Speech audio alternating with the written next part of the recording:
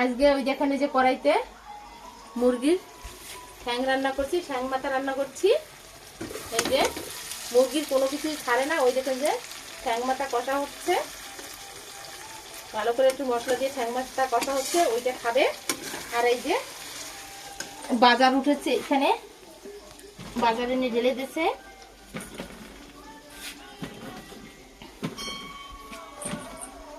মাংসটা কালকে রান্না করছিলাম, আর যে ঠ্যাং মাথা ছিল সেগুলি আজকে, ঠ্যাং মাথা না, ঠ্যাং লিভার আর কি কয় গিলে না, ওইগুলি আজকে রান্না করছে।